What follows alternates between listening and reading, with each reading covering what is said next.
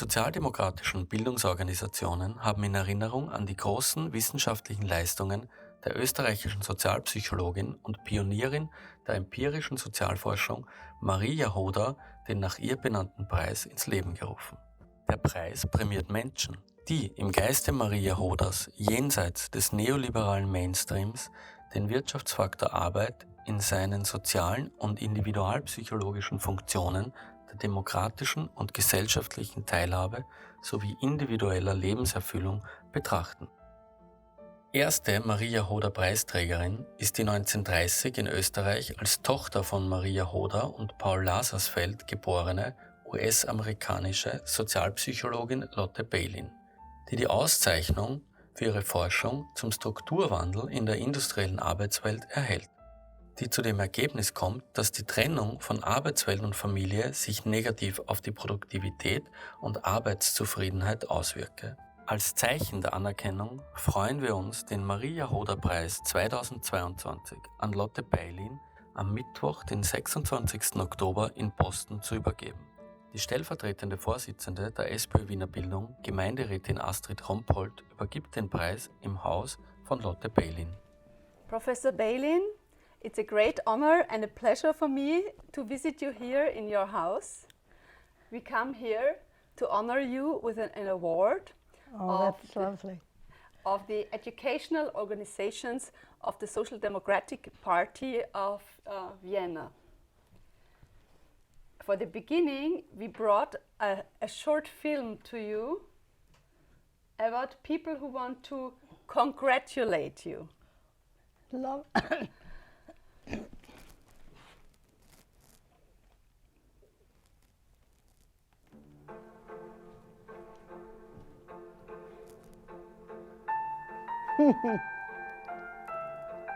It's a nice picture. Yes, it is.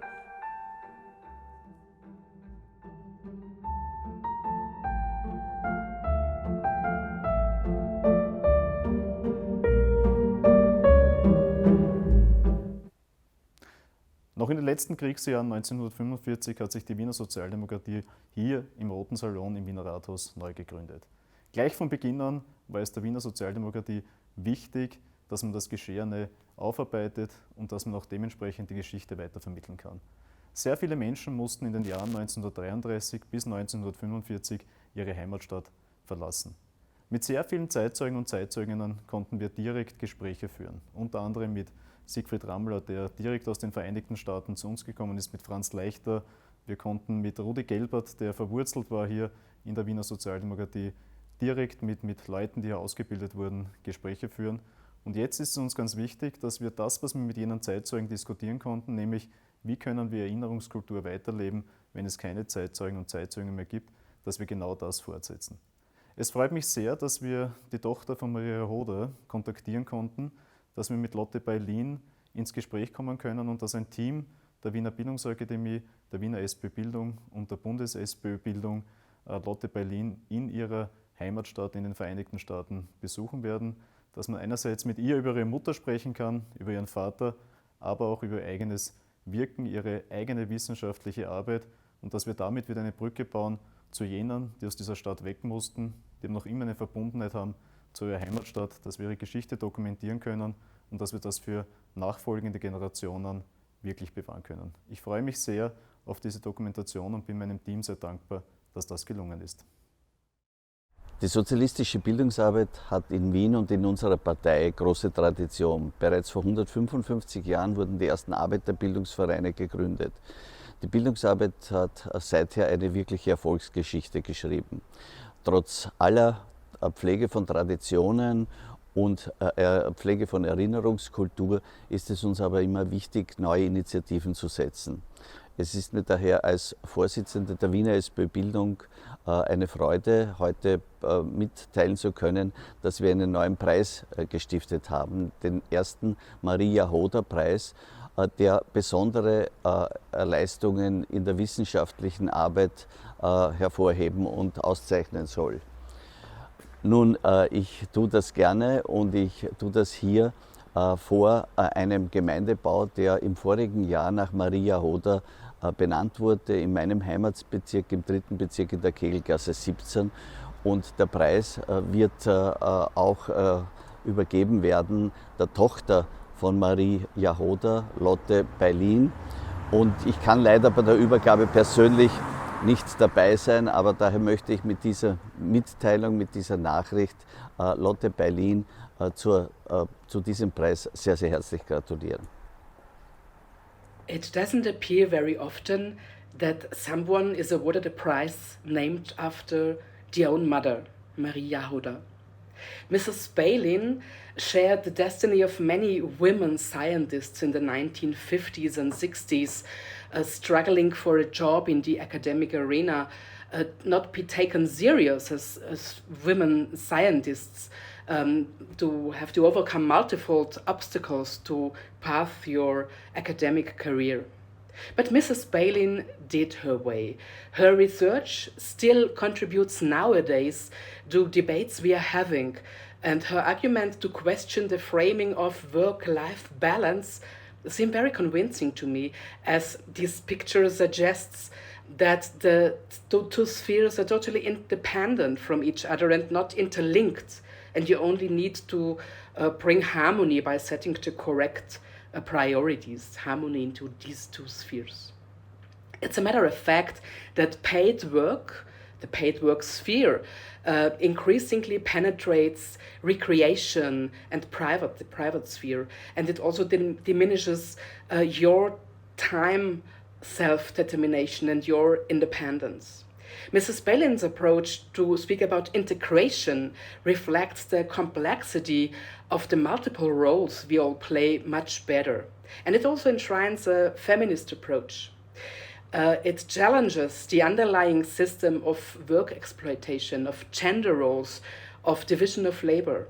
And that's important, and it's good that it does like that. I want to congratulate you for receiving the Marie Jahoda Award 2022. And let me mention that I attended the primary school in Otterkring, which is nowadays named after your mother. All the best and congratulations. Wir stehen hier im 3. Bezirk in der Kegelgasse 17 vor einem Gemeindebau, der nach Marie Jahoda benannt ist. Ich freue mich als Vorsitzender der SPÖ-Bundesbildungsorganisation, dass wir gemeinsam und unter Federführung der Wiener Bildung den Marie Jahoda Preis ausloben können. Marie Jahoda war eine der ganz großen Sozialwissenschaftlerinnen der österreichischen Wissenschaftsgeschichte, eigentlich sogar darüber hinaus der österreichischen Geschichte. Bekannt ist die berühmte Studie Die Arbeitslosen von Marienthal, die sie gemeinsam mit Paul Lazarsfeld und Hans Zeisel entwickelt hat. Aber Marie Jahoda war weit darüber hinaus eine Sozialwissenschaftlerin, die in ganz schwierigen politischen Zeiten einen Art Aufbruch in der Wissenschaft mitgetragen hat. Sie hat studiert bei Karl und Charlotte Bühler, sie hat mit Otto Neurath zusammengearbeitet, sie war im Bereich der Psychologie und im Bereich der Wirtschaftswissenschaften tätig und sie hat einen bahnbrechenden Aufbruch mitverantwortet in der Wissenschaft in einer Zeit, die man als wissenschaftsfeindlich, als autoritär, als sehr schwierig bezeichnen kann. Sie ist für ihre sozialdemokratische Gesinnung auch inhaftiert worden. Sie wurde dann genötigt, innerhalb kürzester Zeit Österreich zu verlassen und hat das, was sie in Österreich mit führenden Kolleginnen und Kollegen der Wissenschaft begonnen hat, in Amerika fortgesetzt. Und daher ist es unsere Aufgabe, sich dieser großen bahnbrechenden Leistungen zu erinnern. Im Vordergrund steht natürlich die Studie Die Arbeitslosen von Marienthal, aber Marie Jahoda ist von vielen anderen wissenschaftlichen Entwicklungen und Errungenschaften auch gekennzeichnet, beziehungsweise ihre Zeit und ihre Partnerinnen und Partner in den Sozialwissenschaften haben Bahnbrechendes unter schwierigsten Bedingungen in den härtesten Zeiten unserer Geschichte geleistet. Und dafür Danke zu sagen und die Erinnerung hochzuhalten, ist eine vornehme, eine schöne Aufgabe, der wir uns sehr, sehr gerne stellen. Sehr geehrte Professorin Baylin, ich kann gar nicht sagen, wie sehr ich mich freue, dass Sie den Marie Jahoda-Preis erhalten. Und ich darf mich ganz kurz vorstellen, mein Name ist Corinna Schumann, ich bin derzeit Bundesratspräsidentin im Parlament für Wien und ich bin gleichzeitig Vizepräsidentin des österreichischen Gewerkschaftsbundes und Bundesfrauenvorsitzende in der Gewerkschaft. Und von daher kann ich gar nicht sagen, wie sehr mich Ihre Arbeit im Interesse der Frauen, Ihre wissenschaftliche Arbeit freut, weil es so wichtig ist, gerade zu den Themenbereichen, zu denen Sie geforscht haben, die sich rund um die Fragen der Vereinbarkeit von Familie und Beruf handeln. Das sind Themenbereiche, die ganz, ganz wichtig sind. Vor allen Dingen, und wir sehen es in Österreich besonders, weil im Thema der Erleichterung der Vereinbarkeit im Interesse der Frauen einfach zu wenig weitergeht. Und darum ist Ihre wissenschaftliche Arbeit so enorm wichtig und ich mag mich ganz herzlich dafür bedanken. Schon aus der besonderen Geschichte Ihrer Mutter heraus, die sich ja in so großem Ausmaß und abgesehen von allen Widrigkeiten für die Interessen der Arbeitnehmerinnen und Arbeitnehmer eingesetzt hat und jetzt Ihre weitere Forschung auch zum Thema für die Arbeitnehmerinnen und Arbeitnehmer. Dafür ganz, ganz herzlichen Dank, auch im Namen der Frauen, der Gewerkschaftsbewegung. Ich wünsche Ihnen alles erdenklich Gute und darf Sie noch einmal ganz herzlich zu diesem Preis beglückwünschen. Sehr geehrte Damen und Herren, vor allem sehr geehrte Frau Professor Lotte Baylin. Ich darf mich heute mit einer besonderen Grußbotschaft an Sie wenden. Als Vorsitzende der Sozialdemokratischen Partei Österreichs freut es mich, dass die sozialdemokratischen Bildungsorganisationen einen neuen Ehrenpreis ins Leben gerufen haben, benannt nach der Pionierin der Sozialforschung Marie Jahoda. Der Marie Jahoda-Preis zeichnet Wissenschaftlerinnen und Wissenschaftler aus, die den Faktor Arbeit jenseits des neoliberalen Mainstreams betrachten und die der Frage nachgehen, wie Arbeit auf die gesellschaftliche Teilhabe und individuelle Lebenserfüllung wirkt. Dieser Preis prämiert Menschen, die auf die Herausforderungen des digitalen Umbruchs in der Arbeitswelt neue Antworten finden und sich über die Welt der Wissenschaft hinaus aktiv auch in die politische Debatte einbringen, ganz im Geiste der Namensgeberin Marie Jahoda. Es ist mir daher eine Ehre, diesen Preis heute an Sie, Frau Professor Lotte Baylin, übergeben zu dürfen. Ihre Forschungen zur Integration von Arbeitswelt und Privatleben sowie zur gendergerechten Gestaltung von Arbeitsbedingungen haben wichtige Erkenntnisse gebracht, die heute bedeutender sind denn je. Arbeit und Privatleben sind keinesfalls getrennte Bereiche. Im Gegenteil, die Arbeit dringt mehr und mehr in die Lebensbereiche ein. Diese Entwicklungen zeigen Sie in Ihren Arbeiten mehr als deutlich auf und sie liefern Vorschläge zur Gestaltung. Ihre Mutter, Marie Jahoda, hat einmal gesagt, das Problem der Sozialwissenschaften ist es, unsichtbare Dinge sichtbar zu machen. Für die Politik ist genau dieses Sichtbarmachen die notwendige Grundlage, um zu handeln, um Lebensumstände zu verbessern, die Chancengerechtigkeit und den Wohlstand in unserer Gesellschaft zu fördern. In diesem Sinne gratuliere ich Ihnen von ganzem Herzen und wünsche Ihnen persönlich alles, alles Gute. That's lovely. We have another very short film, which is a little surprise maybe to you, of somebody you haven't seen for quite a long time, I guess.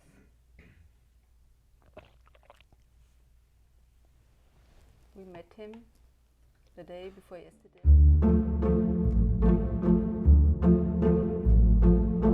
Lotte, I'm so pleased that I have this opportunity to send you my greetings. You as my fellow alumni from Swarthmore College and with whom I work to bring the play about your mother and my mother, which was performed here at the Austrian Cultural Forum.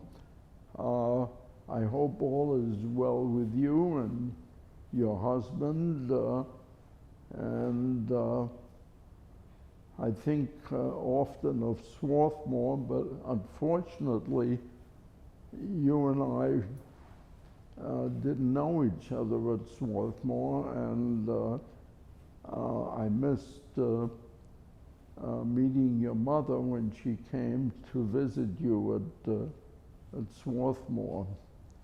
But I'm glad that you and I connected and that we worked together to put on the play about our mothers. Be well. Thank you. Yes. It was so great. We made an interview with Franz Leichter. Yes, It yes. was really lovely. Where did you do that with Franz? In the Austrian Cultural Forum. Oh, New York. when he was We there. went there When was this? the day after, before yesterday, on Monday. On Monday. It was on Monday. Oh, really? And In New York. so he yes. was in Vienna. No, he was in New York. We Oh, went you to. were- oh, it we was were all done in in New New York. We were sitting like this, Oh. exactly like this. Oh, really? We made an How interview. nice. He came with the underground all by himself. Yeah, Yeah, it's ganz selbstständig. It was great. It good. was really wonderful. So, we want to überreichen, hand over. Just to take the picture. This is for you. Oh, that's, oh my. It's huge, I guess. But and these are the speeches in German and English, the speeches you just heard. Oh, that's wonderful. Also the Vienna mayor. The Viennese mayor has also made a speech, but we Mine. don't have the film. We have Yes. only the written. In addition to that, the Arbeiterkammerpräsidentin. The Arbeiter, It's spannend. the Chamber of Workers, the president of the Chamber of Chamber of Workers Workers. has also a speech Oh my inside for Doris you. Who is the president of the first house of the Austrian parliament. Parliament. They're yes. only writing. My. They all wanted to say something to you, so now you have it written. Oh, Okay. So, I'm so excited.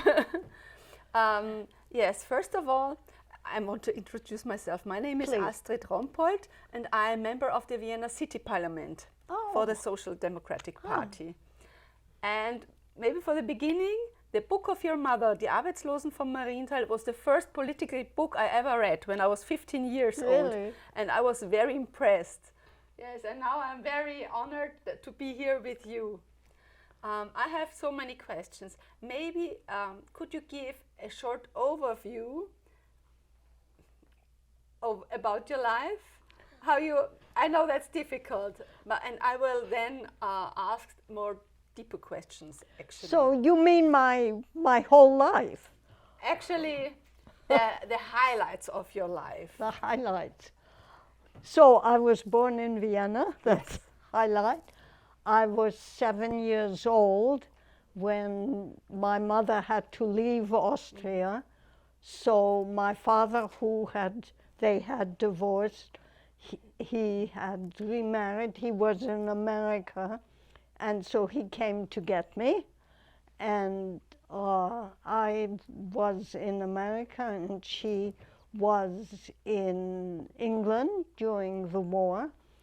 And then after the war, she came back to America.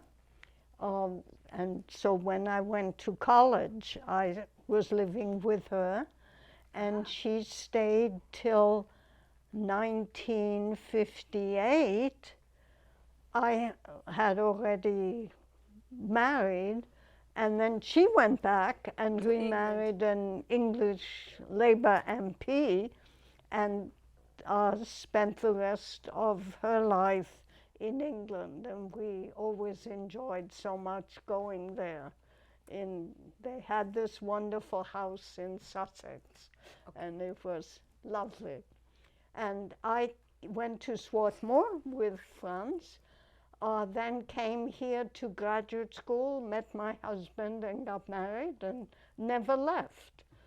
And I got my PhD here, and for 16 years after that, I took a series of half-time jobs, sometimes full-time, some teaching, mainly research, and I had 2 sons, and one of these research jobs was at MIT.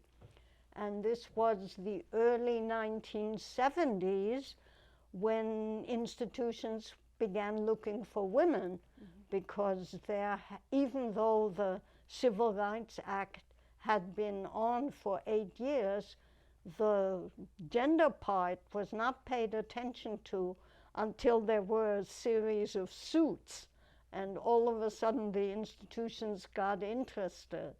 So the dean of the Sloan School came into my office one day and said, "We've made you an associate professor without tenure."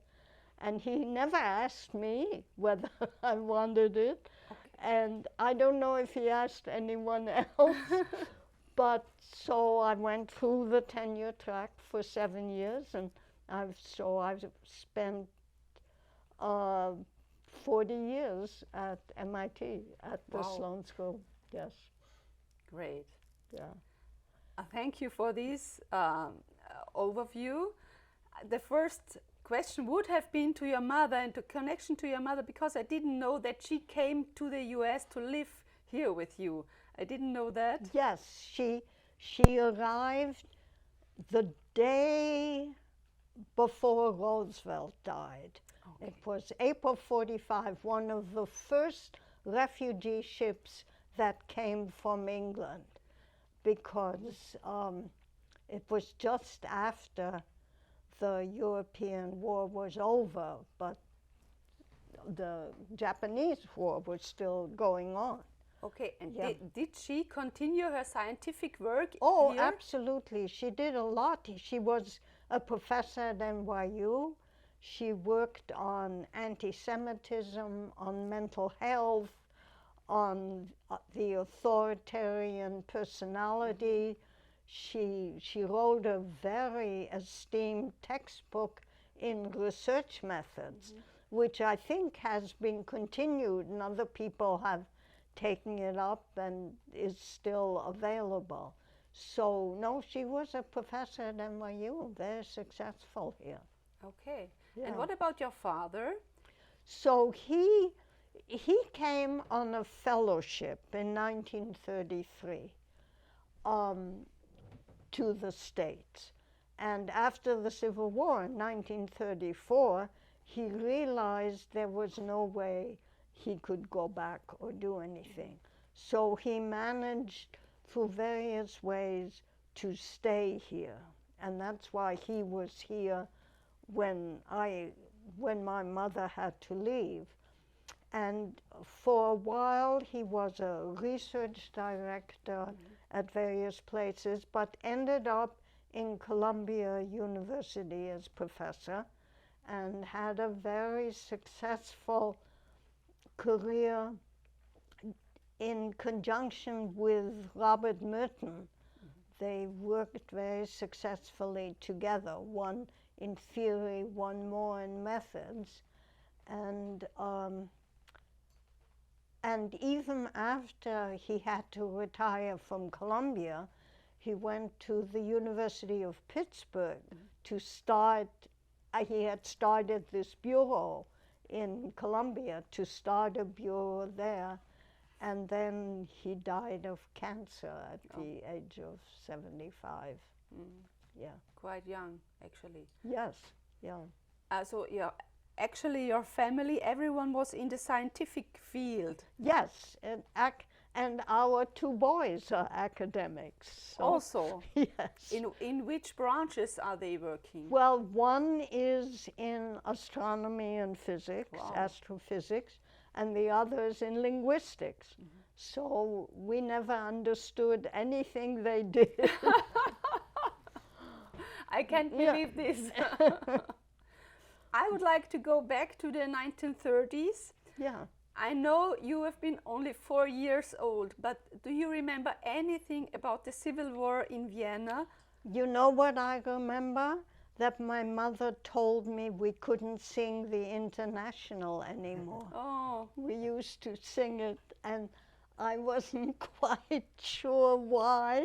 I liked it, we always sang it, but she told me we couldn't sing it.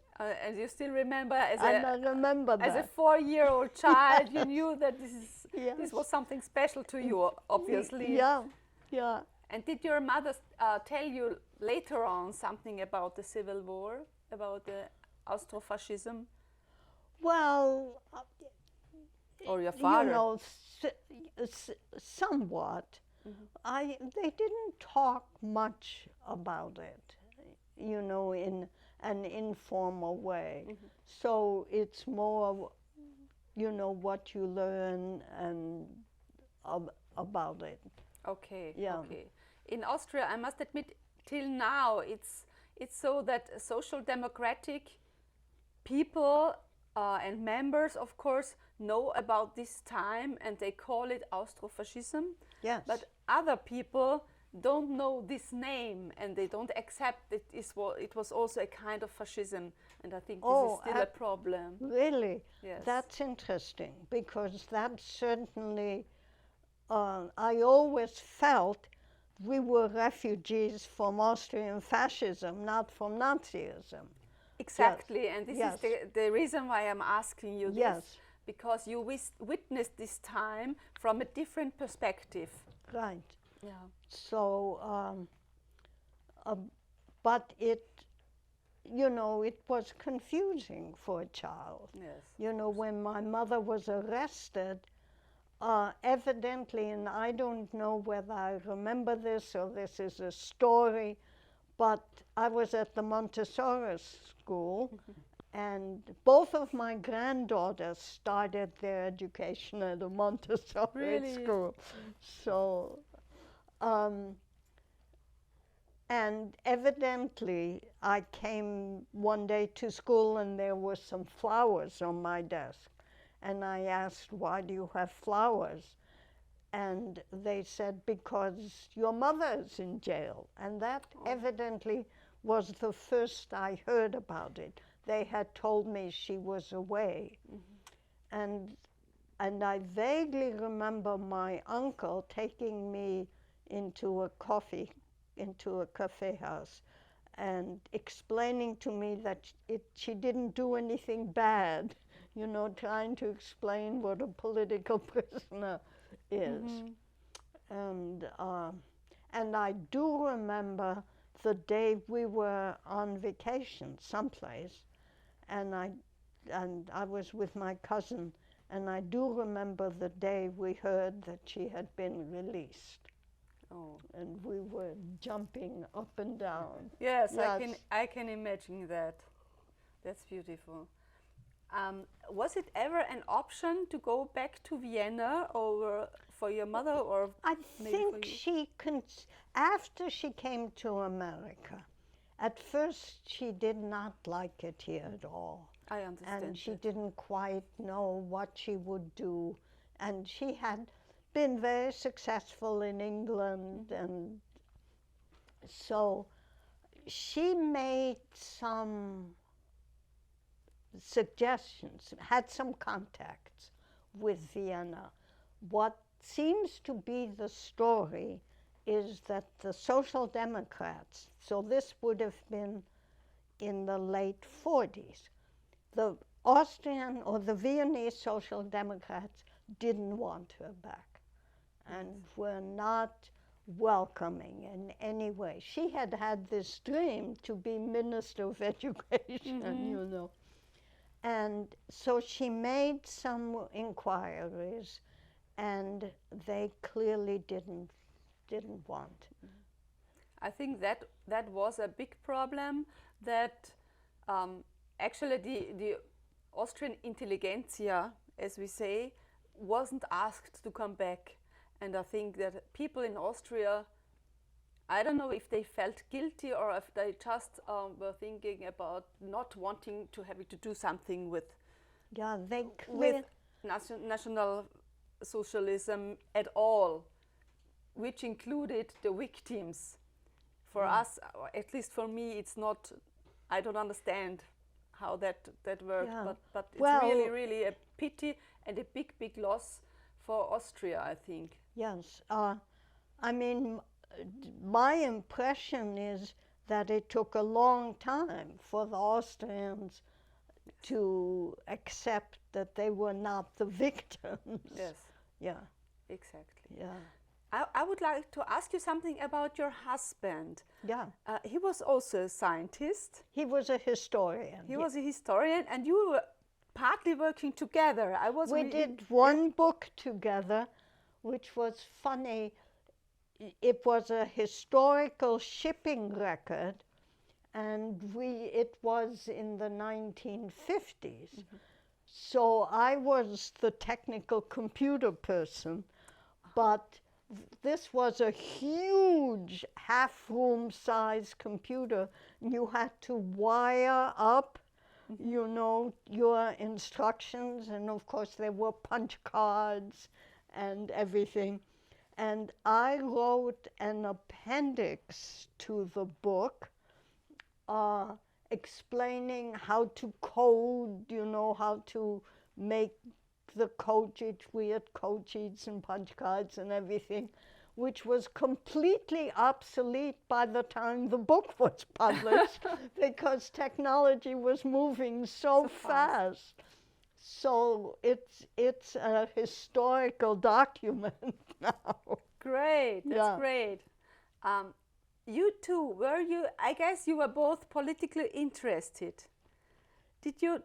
My husband? Yes. Well, we were both on the same side, you know, as we were Democrats in the American purview, and he was basically optimistic about America through a lot of issues.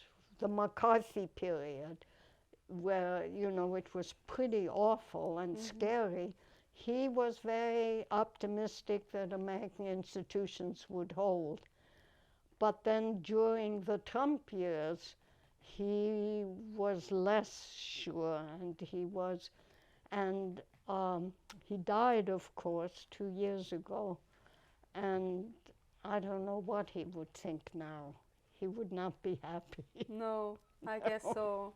I'm sorry for your loss. Yeah. As you mentioned, the McCarthy area, did you know people who were accused? Yes. To be communistic or what? Yes. One in particular who married. When I came to America, my father was married to his second wife, but they got divorced, and she married a German, not an Austrian, sociologist who had been a communist, and he got involved. And his ex-wife was actually an informant, so it was and there were some people at Harvard we knew who had not been renewed. I mean, it was a bad time. It was a terrible time. So it was, the atmosphere was difficult, I guess. Right. And my father, of course, with others, did a study of it. The book, The Academic Mind, was really what was going on in academia. Okay. And then when California said you have to sign an oath, a pledge, Harvard gained a lot of people because there were people who refused to sign and who came then to Harvard. Okay. Yeah. About your work. Yes. Do you feel that your work about, actually it has a lot to do with feminism, that a lot influence on the work of women and how it is seen in society? Do you think that that women nowadays in the US feel that there has been a change because of your work? Not because of my work, no. But there has been a change, but there's a limit to the change. And I think until the structures change and the expectations and the norms, there's not, And that's both in the family and in the workplace. It's going to be tough. I think the current generation, you know, the young people today who are on this, which I find interesting but don't fully understand, on this new way of looking at gender in this, you know, completely non-binary way, they may produce changes. Hopefully. Yeah. Actually, I'm not sure, and I wanted to ask you, you have children, so did you together raise them differently than your parents? Maybe your parents were very progressive? Yes, yes. But was there a difference? I don't think so. Not in, well, I think it may have been different from my husband's family. Mm-hmm. You know, he came from a more traditional, religiously Jewish family, and you know, his mother never did any work, and his father worked very hard, died early. So I think it was different from that, but not different from my family. Okay. Yeah. With COVID, I have the impression that, at least in Europe, it's for many, many women, it's very difficult to not get back to these older times, to these former times, because with COVID, very often men stay at home with home office, and women stay at home with home office, but at the same time, women have to deal with the children's homeworks and the household and things like that, and men not in that many fields maybe, and so we see, and there are even studies in Austria, that women again have more care work to do. Well, I think that's true here, though it's possible that the role, particularly of younger men, is changing. I mean, I never, when our kids were young, you didn't see men pushing strollers and taking kids to the park, and you do now all the time. Mm-hmm. So I think until the family roles become more ungendered in some way, it's going to be very difficult. But I think it's beginning to happen. And it's true, the pandemic was tougher on women than on men. On the other hand, there are signs that it is changing the way work is being done, and that's, I think, a potential help. So I haven't given up completely. Okay, so you're still optimistic? Sometimes. Sometimes, okay. Are you following, thank you, are you following Austrian politics nowadays? A little. You know, the American news is not very good on international news. The BBC is better, and I do get some of that. So it's not necessarily good news. It's not, no, it's not. No. Actually, we have a big problem with corruption. Yeah. Also in the government we have now, but it's not a social democratic government. Yeah. It's a conservative and a Green Party government. Yes, yeah, which is an interesting combination. That's true. Is it working? I mean, actually, it could. I think it could work if the Conservative Party wasn't so corrupt.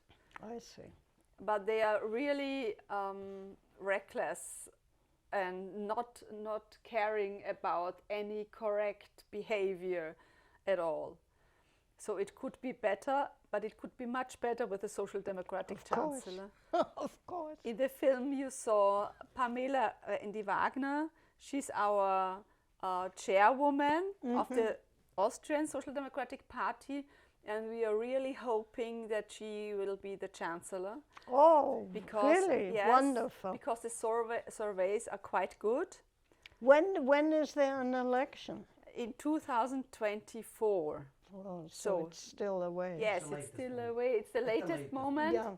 But of course, there is a certain crisis between the inert the government. Yeah. So we will see how it is going on. I have this picture. Yes, we put it. We behind put it you behind so you that we because Yes. Okay. Can you tell us? Yes, Nice yes. picture. You want to tell us Well, about it was Kreisky? at a social democratic. Congress. Yeah, right, with Kreisky and Schmidt. you Yes. know. Yeah. And this was your mother sitting between them. Yes. Yes. Great. But do you know if she had a role at the Congress? Did she speak there? Or was don't- she just a I guest? don't know. You don't know? I don't know. I think she just was there. Okay. Yeah. It's a wonderful picture, Yes. actually. Yes, great. It's usually on the piano. Sorry, sorry. Yeah. It's so wonderful. It's sweet, so wonderful to you. Yes. So we say, we bring it Put into it- the video. So thank you for answering all the questions, and thank you for your scientific and for your political work, because this kind of science is very politically, I think, and it's very important for us as social democrats and for me as a woman, Yeah. of course. Well, and thank you for this wonderful prize.